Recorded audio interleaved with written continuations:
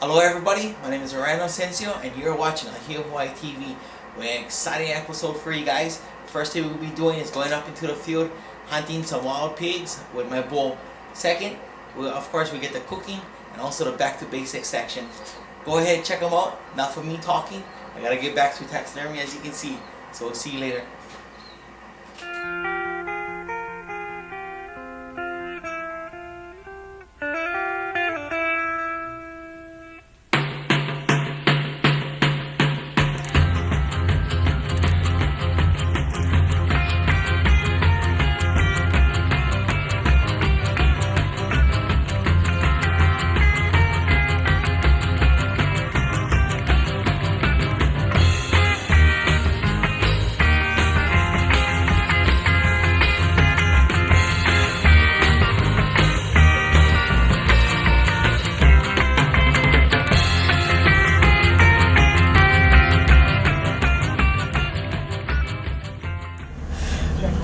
Right now it's close to 5 o'clock. My dad told me the other day get some nice pigs coming out into the ranch like that. So what we'll be doing today is hunting them with my bull. So hopefully that goes good. When he told me to get 2 nice boars, I'd say he said like about maybe like 100 pounds. So hopefully we can show you guys some nice action. Nice overcast day. Like I said, it's in the afternoon. The sun going down. And wind kind of swirling though, so hopefully the pigs will end up picking me up. So let's see how we do. Driving up, we've seen I think so it's the 2 pigs that my dad was talking about, but right now they stay in the field. What they're doing actually coming through the barbed wire fence that we actually didn't put up. What we did was made them to where the pigs can still go back and forth. Through the area, even though we get hard wire fence all over the place. So I guess what I'm gonna just try to do is try to see if I can stalk up to them, and it'll be a little bit difficult because especially with that whole camera stuff and all that. So we see, but I get some. I see 1 pig so far, and I think they're a good size pig.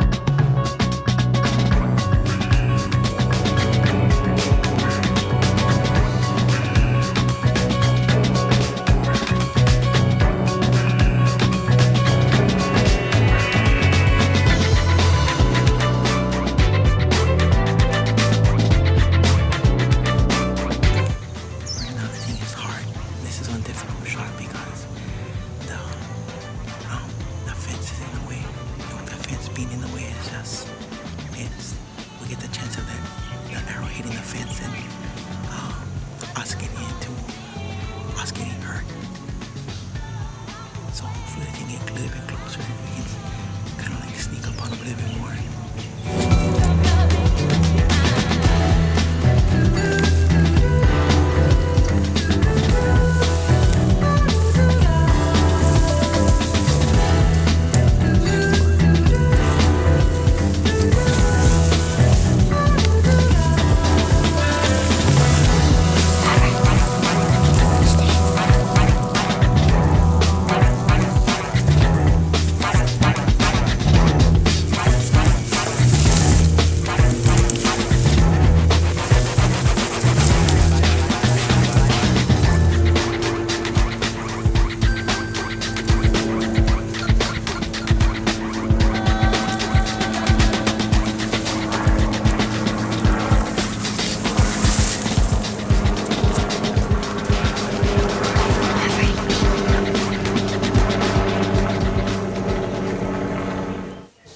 Hello everybody. We've been getting a lot of requests how to properly cape an animal for taxidermy, and especially out in the field, you don't want to be carrying a big, his whole body back foot get mounted. That is in the way. So what we decided to do is actually make you guys a video where all you guys gonna be carrying is just the head and just the skin. And this process that I'm showing you guys only works for a shoulder mount. And this right here is a shoulder mount that just got mounted here.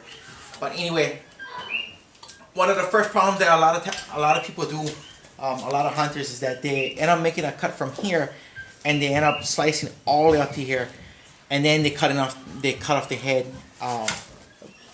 What you want to do is, what we're gonna actually show you guys is a better technique and for less incision work, especially when you hunting Africa for Cape buffalo or anything like that. You want to be able to alleviate that cut right there, so that the taxidermist don't gotta sew them, and so that you don't gotta see any sew marks, any incisions inside your taxidermy work. Especially for Cape buffalo, impalas, and all that, they get short hair. So the first cut that you want to make is this. You go ahead and make this incision right here, and then you go ahead and cut a line. And this line is between where the long hair and the short hair meet each other. So this is in the back of the leg. So go ahead and cut that line right here, and then make it come down here. And what you pretty much gonna be doing is aiming for the penis area. Okay? And what you can do is you can do the same thing for this side as well. Make a circle, make an incision, and make it all the way down to here. What I like to do, I can't really show you guys this mannequin, but it's actually a better way is to put a leg up when you come down over here, right by the elbow, and right from this elbow tip is when you go ahead and make a V. So you got this V. From there, you skin everything down. You skin this down. You skin this down. Then you can have your have your animal hanging upside down. And what you're gonna be doing is skinning all the way around, and you're not gonna be cutting up here or anything like that. You're gonna just be skinning this whole thing all the way down. And so what you're gonna be doing is rolling the hide. You can be rolling the hide all the way down. You can let the weight of the skin go down, so that you can go ahead and come back to this area. And cutting them off without making this incision. So you can roll down this whole cape.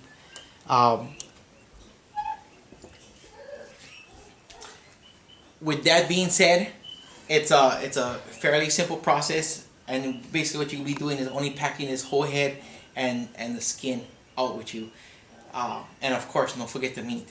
But with this process right here, you can be able to have an exceptional mount. This is you can see how far back it can go. You can have a lot of skin for the taxidermist. You can have a lot of skin for the taxidermist, basically. And that way you're not having something where you only get the head out of the wall. You like the whole shoulder and the whole head, everything. That way it looks fantastic. But anyway, hopefully you guys enjoyed this back to basics section, and hopefully one day I get to see you guys out in the field. Until next time, aloha.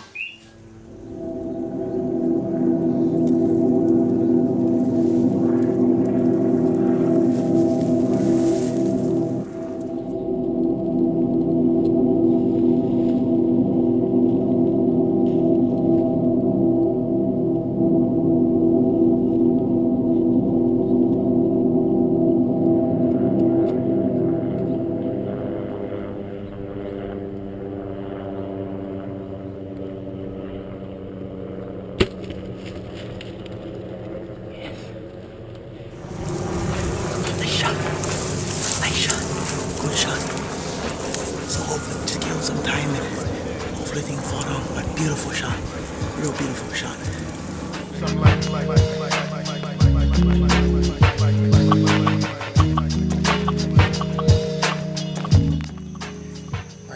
follow the blood trail, and thank goodness the thing never go through the barbed wire fence. Like I said, we put up the barbed wire fence so pigs can actually go in and out of this place. But we follow the blood trail. It was kind of hard in the beginning, and like I said, I was kind of scared that the thing did go through the barbed wire. If the thing went, if that happened, that would have gone straight into the gulch. But we see the pig right on there. One exceptional hunt. You can see a nice shot. He's about, I'd say, close to 100 pounds, but he's a very healthy pig. Nice animal. We're gonna pack this thing back to the truck and take some pictures. But right on.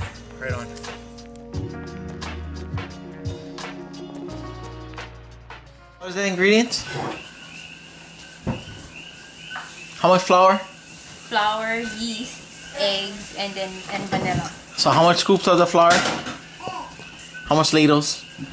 4. No, not ladles. Cups. Oh, okay, how much cups? We double the recipe, so we have 12 cups. 12 cups of flour. 1 for each egg. Oh, because Carol likes. Oh. You know, I always tweak recipes. No. Okay.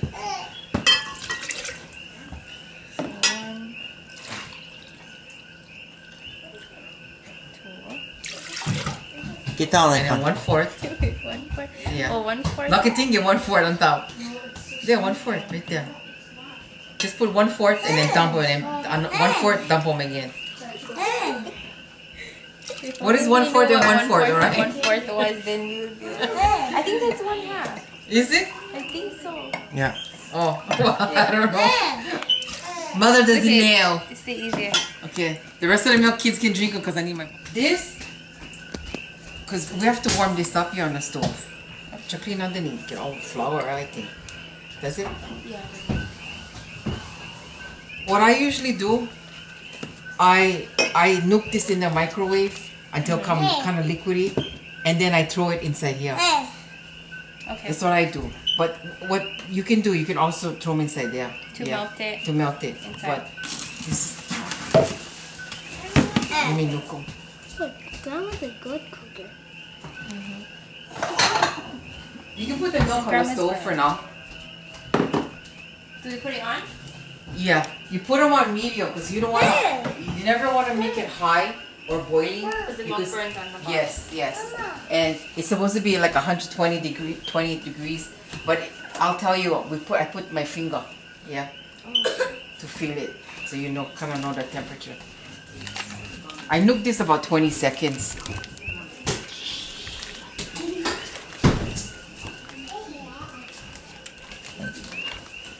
So mom uses real butter because she doesn't like margarine. Tell you're adding the butter to the milk, sugar, and eggs. I mean milk, sugar, and salt. Just what mom said. And she said you have to put it on medium heat because if you have it on too high, then milk burns. The bottom is gonna burn. It was we mixed the. First we measure the flour. Measure the flour. How many cups? We had 12 cups. We had to double the recipe. We're making double the recipe. We have 2 yeast. Then on the side we had to set apart 2 flour. 4 flour. 4 cups flour and 2 packages. Yeah, we set aside in a separate pot. Oh yeah, okay. Then in this pot, where we heat it up on the stove, what does this pot contain? That's milk. And milk, how many sugar, cups milk? and butter. How many cups milk? 2 cups and a quarter and a quarter. 1/4, yeah. 2 1/4 cups of milk. And then sugar. How much sugar? It's supposed to be 1/3 cup sugar, but mom makes her own, so I'm not gonna say 1 cup. Well, mom, 1 cup. Okay, and we put salt. How much pinches? 3 pinches we put. Hawaiian salt. Mom uses only real butter and Hawaiian salt with her cooking. Okay, now you dump that into there. Okay. Oh wait, sorry. Dump Egg. that into here. Yeah. This is egg and the vanilla. Mix that real good now. 4 eggs and vanilla. So is this fake vanilla or real vanilla? Real vanilla, not imitation. Okay. Now, why wouldn't you wanna? Why wouldn't you wanna put the eggs inside? Okay, now. Okay. Why wouldn't Oh, you you wanna? need a spoon to mix up. Because you'd have scrambled eggs if the milk mixture is still too Okay, hot. go. So you don't wanna put the eggs Your in. eggs mixed with your milk over the stove. Okay, so right now you guys mixing all the ingredients: the vanilla, the eggs. What else? The milk, the yeast, the flour, Salt, sugar. the salt, the sugar, all together right now.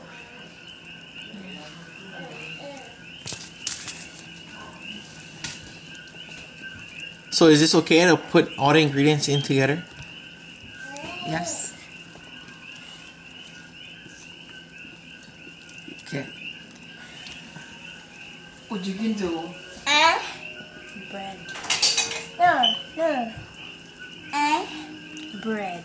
No. Bread. Okay. No. Stop. What you can do is slowly add this inside. You know, little bit at a time. Yeah. Okay. And As you're stir. mixing, Yeah. Hey. like that, Mom? Yeah. Or- Yeah. And some more. Whoa! You don't want to mix it like a cake batter. Yeah. You wanna let's see. Okay, go.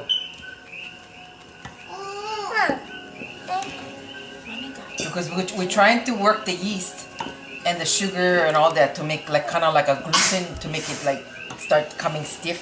Yeah. Bread.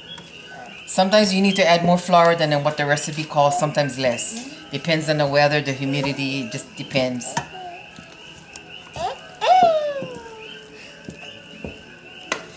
Tonight the batter look quite liquidy tonight.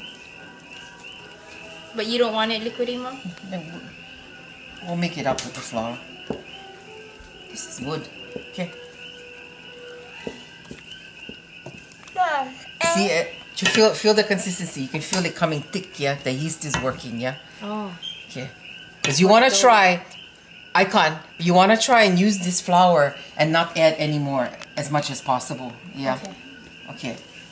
You just want to stick with your recipe. Yeah. Yeah. Okay. Here. You mix how I was telling you. Yeah. So kind of like, is this like folding? Kinda. Yeah. Okay. And eventually you're going to get rid of the spoon and just use your hands. You're going to start kneading.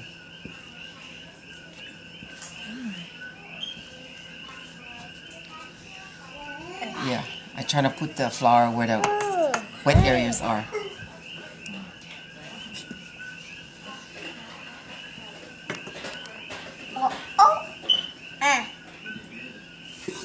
It's like keep the flour next to your side just in case you have to add, yeah. Whoa! Okay. Now it's getting too... Yeah. Let me get the... So right now you guys actually are kneading it then. No. No? Yeah, wash your hands because you're going to need them. Actually, we should have Orion need them. You can use them. No, that's okay. One hand better because that would get one set of germs there. Not two. What is You that again? keep on kneading. Yeah. What is that, Kalani? Until Now you can sometimes you feel it. actually see blisters. Yeah. Like I said, about 10 minutes. So what's with the blisters, Mom? You gotta pop it? Or? No. Then you know the dough is ready to be left alone and then you let them rise. On a hot day, sometimes the dough doubles up in like 1 hour, but on a cold day like this, sometimes take 2-3 hours. It just depends, yeah. So this is considered a cold day? Yeah. And So this when is the is the- first time I'm using rapid yeast. So rapid means faster rising, so it might. Oh. So it might be... Yeah. See, and I do 'em fast. Yeah, like that. Mom just Like that. turns Yeah, and yeah, turns. fast. Yeah. Pizza. Yeah. Isn't it fun though? It is. It's kind of interesting. I never did do this. It's the ADD, that's why. Mom get. That's why the thing goes so fast. My mom said it's good on a stressful day. Why? Because you let your negative energy. Your Anger out. Okay, turn them over, the whole thing, yeah. And sometimes I need them again, you know, yeah. Now we're covering the dough, and the reason why we gotta cover, we're gonna let it rise for about 2-3 hours, Mom said. And when handling the dough, you gotta be gentle because if not, it's not gonna rise. So we have to wait 2-3 hours, and then the dough is gonna double. So the dough could be as high as the pot. Okay, so you gotta be quiet. Do we have to be quiet? Yes, and it has to be warm. Warm and quiet. So we check back on it 2-3 hours, then we can get it ready to get cooked, baked. So last night we had the dough rise, and then we showed you guys the smoked meat and stuff. But last night what we ended up doing was we waited for the dough to rise, and then we put it in the ice box because we're gonna smoke it today. So did it rise? Yeah, it did rise. We showed it. It was up to here. Okay, so we don't want that footage this way. So You it don't? yeah, so it shrank back down then. Why did it shrink back down? Because we stopped the, what do you call it? The yeast from, I guess, working. Rising. Yeah. So Okay. it stopped rising. So Mom said you gotta make sure that you have flour on your hand. Because if not, all this dough is gonna stick to your hand. And then if you're gonna roll and use a cutting board, then you can it's good to put the flour on top here so that your dough isn't sticking all over the place. So we're just gonna pull apart, and you can do whatever size you wanna do. And of course, if you're wearing jewelry, you need to take it off. Well, I would take it off. I took mine off. So your ball is however size you want it. And you just put it in. Put it in wherever you want to put it. What do you have to do to the pan though? Oh, you have to grease the pan with oil, cooking oil. No butter. It's not gonna, no cooking spray, unless it's like vegetable spray, but no butter spray. And your balls doesn't have to be perfect. So we're gonna fill this all up. And like I said, it doesn't matter what size. You can do small, medium, big. You can even go bigger than this. So this will come out to bite size, yeah? Yeah, like rolls, you know, like school rolls for lunch. Okay, so we're done filling up our pan with all the circles. And again, the pan was greased on the bottom, and as you can see, it's not a new pan because this is gonna go in the smokehouse. So this is actually one of my favorite pans. It's an older pan. For me, I think the older pans are the best pans. So this is gonna go in the smokehouse. And the other reason why you want to use like a not so brand new pan is because when it goes in there, the bottom of the pan is what is going to be heated, so you might have some marks on it from the smoke and stuff. So on our smokehouse we have a gauge, and the heat you want to keep it at 350, and it has to be consistent. If it's not consistent, then what's going to happen is if your fire doesn't stay at 350, your heat is going to be going up and down, and your bread is going to rise and then fall and rise again. So it's not going to come out good. It might come out burnt or raw in the middle. So, and it's going to be only for 15 to 20 minutes, but we got to keep an eye on it because we don't want it to burn too quickly on the outside and then still be raw on the inside. We want it to be just right. It's now 1:30 in the morning, and we got done smoking the smoked meat already, so it's out already. And then now we have the bread that was at 350. Have to keep it up at a consistent heat.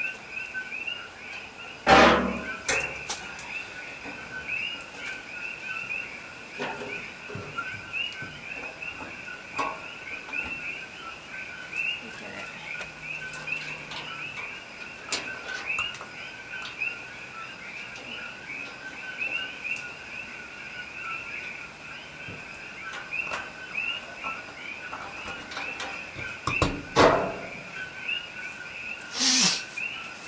put it on the top of our rack.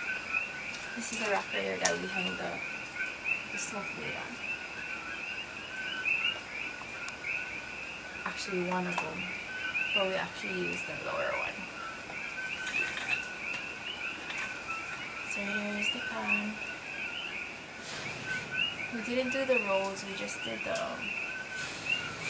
try it with this.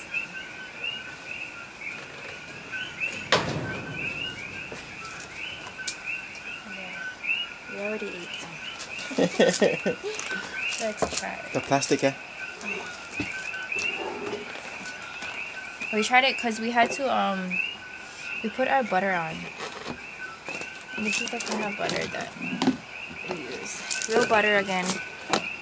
So we used 2. Yeah? Was it 2 butter? Yeah. So we used one first, we smeared it on, and then we had it in there for a while, then second time we put the butter on and it melted. So you have 2 butters left for if you want to dip again. And this is what it looks like. And it's soft. See it? It's butter. All different shapes, sizes.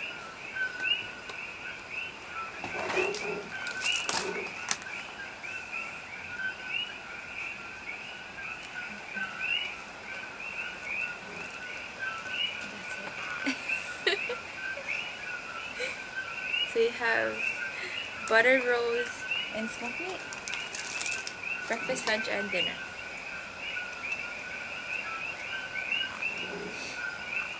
That's the cooking part of Ahiu, Hawaii. And I guess until next time, aloha.